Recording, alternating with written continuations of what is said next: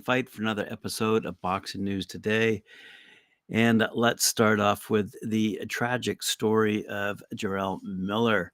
As you all know, I had high hopes for him before he went to Saudi Arabia to fight with Daniel Dubois, a fight he ultimately lost. But I'm on the record as saying somewhere uh, that I had high hopes for him. I thought he actually might beat Daniel Dubois.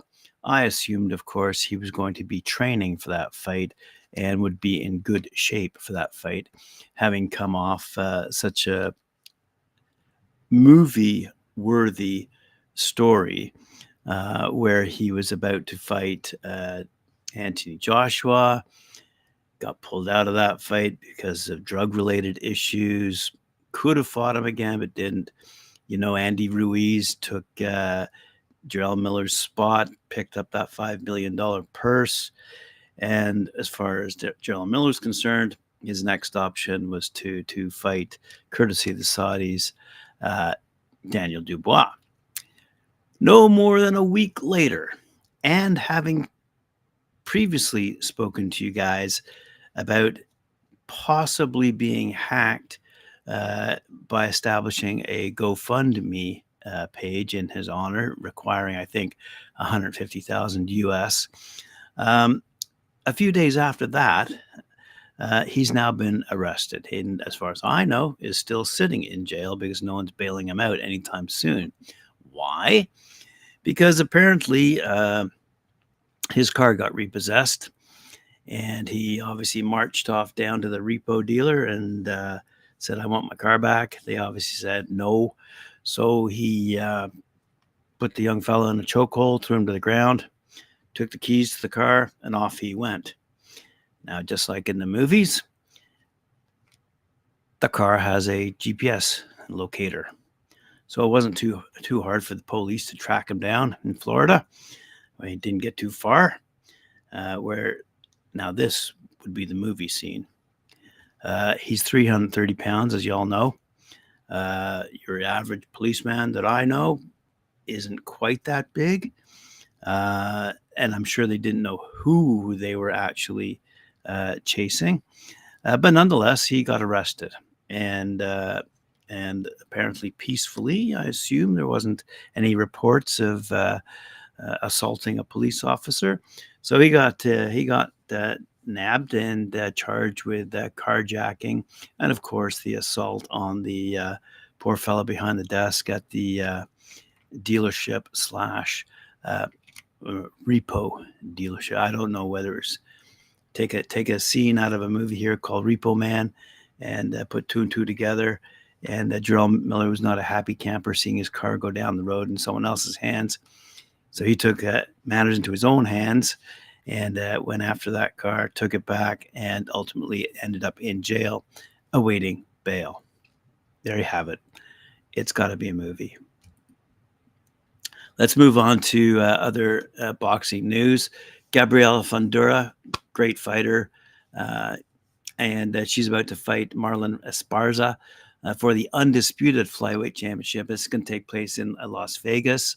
As I said, undisputed for all the belts. January 6th promises to be a historic moment because it will be the first time all four major flyweight titles are unified in the women's division. Both Esparza and Fundora are undefeated champions, making this a highly anticipated showdown. Esparza's 14-1 with one knockout. An American professional from Houston, currently ESPN's number one ranked flyweight. She holds the WBC, WBA, and Ring Magazine female flyweight titles and made history as the first American woman to qualify for the Olympics in women's boxing and won a bronze medal at the 2012 London Olympics, where Katie Taylor won gold. Esparza earned additional accolades as a bronze medalist at the 2006 Women's World Boxing Championship and a gold medal at the 2014 AIBA Women's World Boxing Championships.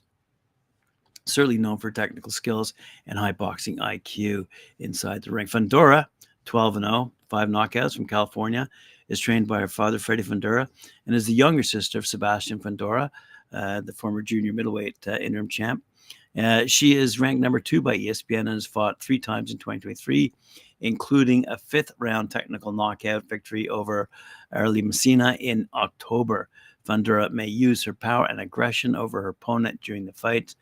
And Fundura is very tall, said reporter Cynthia Conte in Media Reports.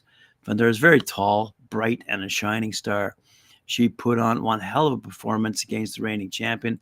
They made her quit and throw in the towel. Fundura has power, reach, excellent ring IQ, throws from angles, and she's surrounding you, said Fundura. We just stayed calm after her last win. We're not going to go in rushing into the fight. It's not smart. We just stay calm, stay focused, and stay in attack.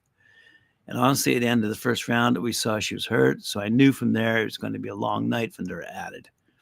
So the fight will crown the first ever undisputed flyweight champion and the lightest fully unified queen among all women in boxing. That adds to my story about the atom weights going toe-to-toe upcoming as well. Anyway, let's talk about Anthony Joshua. Okay, following his recent stoppage win against Otto Wallen, AJ's promoter Eddie Hearn indicated AJ likely fight again in March, and he listed 3 possible opponents, which we've all mentioned and talked about: Filip Hrgovic, Francis Ngannou, and Zhilei Big Bang Zhang. Whichever opponent is ultimately chosen is a very good sign for Joshua if it means he's going to remain active as he promises, and he's done since suffering back-to-back defeats at the hands of Oleksandr Usyk. Then the expectation was that the day of reckoning would finally lead to a long-awaited mega bout showdown between Anthony Joshua and Deontay Wilder. But those best-laid plans were ultimately derailed when Wilder lost his decision against Joseph Parker. With the Wilder fight now out for AJ's March return, the 3 names mentioned all represent interesting potential foes for the former 2-time heavyweight champion. Let's have a quick look here. Filip Hrgovic. Now, this is interesting. Filip Hrgovic is the number 1 IBF heavyweight mandatory contender, and the IBF is theoretically up next in rotation, and that means Hrgovic should get a title shot sooner than later. The expectation here is that after Tyson Fury and Alexander Usyk have had their first fight in February, that the IBF will immediately strip the winner, and that Hrgovic will face someone for the vacant IBF strap. So theoretically, a March showdown between Joshua and Hrgovic could be for the vacant IBF belt. Francis Ngannou, who has only one professional boxing match, and that happened last year when he put up a strong effort against Tyson Fury. Indeed, Ngannou even managed to score a knockdown against Fury, and there were some observers who believed Ngannou did enough to deserve the win against Fury. And finally, we have Big Bang Zhang, one of my favorites. A 40-year-old, though, Chinese powerhouse who had a career breakthrough last year, following back-to-back victories against highly regarded Joe Joyce. Zhang is a highly respected, talented fighter despite his advanced age, and these two have a history from their amateur days in the Olympics, which adds to an added layer of potential interest. So will Anthony Joshua want to re-engage with Zhang? Let's wait and see. I would like to see it, though. But who will AJ face next? Hrgovic, Ngannou, or Zhang? Lay down your comments. Let's see what you have to say about that. Just so you know, the winner, because Fury and Usyk have signed on for a 2-fight deal, the winner of that first fight would have to lose their IBF title, being unable to face mandatory challenger Hrgovic. And that is why Hrgovic would, in fact, be a potential candidate for Anthony Joshua to fight. Now, why Anthony Joshua would want to fight Hrgovic is beyond me. But I guess I was going to say it would be an easy win for Joshua, but we'll wait and see. And then Ngannou has expressed his interest in remaining in boxing with a rematch against Fury, and also touted a Joshua fight as his next. So let's see what he has to say in this whole mix. And as we know, Zhang has consecutive stoppage wins over Joe Joyce. So 3 potential opponents for Anthony Joshua, and it's going to be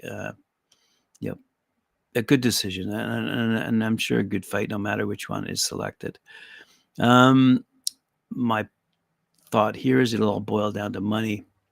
And recently, the Saudis have expressed great interest in continuing a heavyweight series, or even establishing a heavyweight league to be held exclusively in Saudi Arabia. So we'll see where it all goes. Speaking of Zhilai Zhang, let's talk about him for a sec, because Filip Hrgovic did derail his plans a few years ago. It was controversial, and the heavyweight contender was forced to stomach the first defeat of his career despite dropping his man in the first round.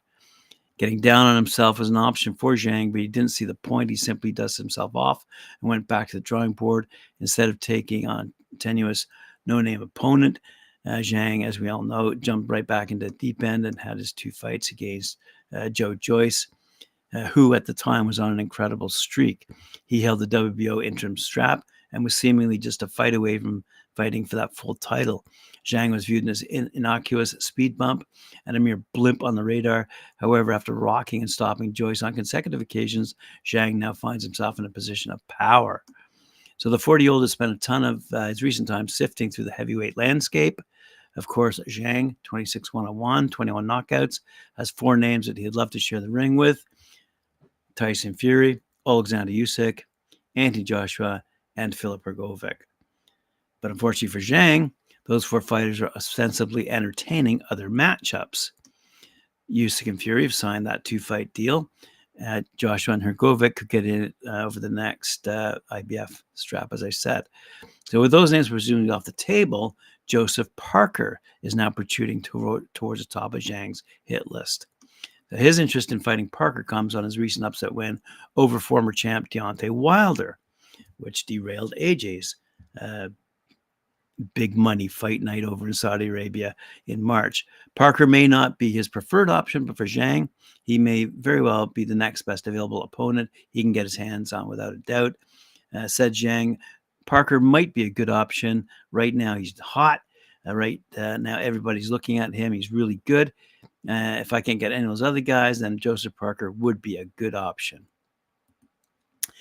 Now, speaking of options, Jay Opetaia from Down Under certainly made a name for himself over in Saudi Arabia by getting rid of his IBF belt and taking care of business on that night of redemption, or whatever it's called, Day of Redemption. Anyway, so up comes the name Dmitry Bivol. Lightweight champion Dmitry Bivol and former IBF cruiserweight champ Jay Opetaia likely will never fight as fans had hoped they would, according to BoxingNews24.com. We saw in Bivol's last fight against Lyndon Arthur that he doesn't possess the punching power or the mentality to deal with an aggressive fighter who's attacking him with hard shots. Bivol was backing off when Arthur was taking the fight to him, and he didn't look comfortable dealing with the pressure. If Bivol fought Opetaia, he would be under constant duress. Opetaia is 24-0, 19 knockouts, is too big and too strong for Bivol, says this author, 22-0, by the way, 11 knockouts, who is small enough to compete at 168 if he wants to.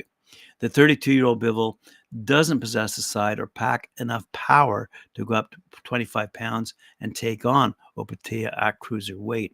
Opetaia will likely move up to heavyweight in 3 or 4 more fights after he exhausts his best at cruiserweight.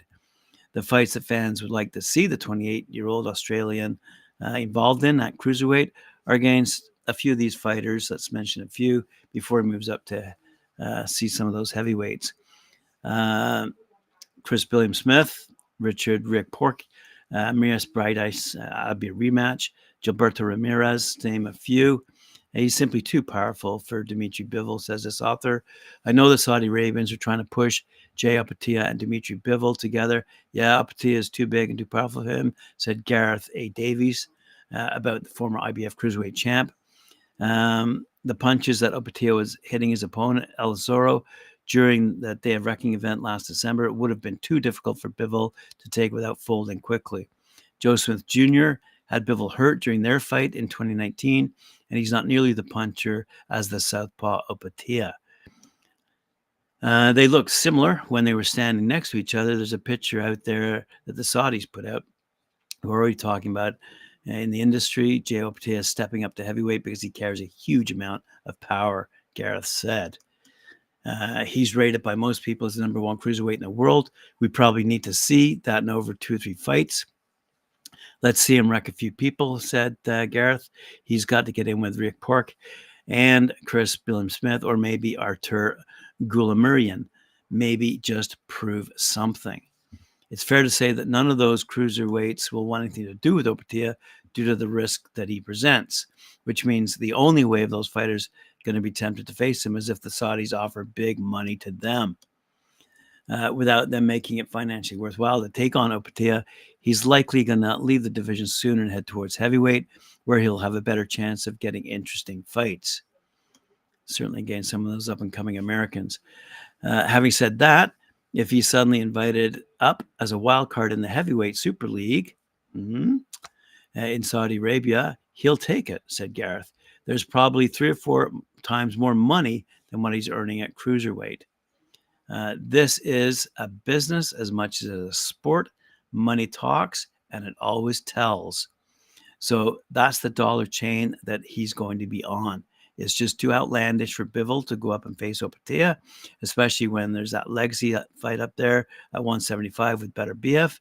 And Better BF is promoted by Bob Arum, who obviously has a relationship with the Saudis as well, initially through Tyson Fury.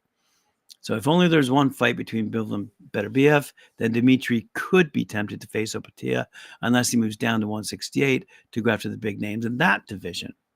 Again, says Gareth, if you look at the money chain and you look at the business routes, and for me, that's the fight, Better BF versus Bivol, and that happens next. One quick little story to conclude today's show. A Cuban, former highly decorated amateur, Yoan Lis Hernandez, 2-0, 2 knockouts out of Cuba, will make his highly anticipated U.S. debut on January 20th in a 10-round middleweight main event bout that will take place in Seminole Hard Rock Hotel and Casino in Hollywood, Florida. His opponent will be former world title challenger Vicente Rodriguez, 42-14-1, fighting out of Argentina. Hernandez, by the way, has a manager. His name is Robert Davalli, and he is promoted by Chris Lawrence, Heavyweight Factory Promotions. And Leon Margulis and Luis de Cubas Sr. out of Warriors Boxing. So he's got a good team behind him. Rodriguez has much more professional experience, as I just noticed, than Hernandez, but Lawrence believes in the talent level of Hernandez. When asked just how good he thinks Hernandez is, he replied, I honestly believe he's a professional world-level talent right now. So there you go. All the news fit to print here on Talkin Fight. Thanks very much for joining me. Appreciate it very much. Remember to like, share, subscribe. Hit that notification bell. We'll see you 11 a.m. Eastern Time tomorrow. Please join me for more fight news from around the world, more headlines from around the world, more he said, she said type stuff. And as it just gets more interesting outside the ring than inside the ring these days, in the cold winter months from the Mecca of boxing, Toronto, Canada.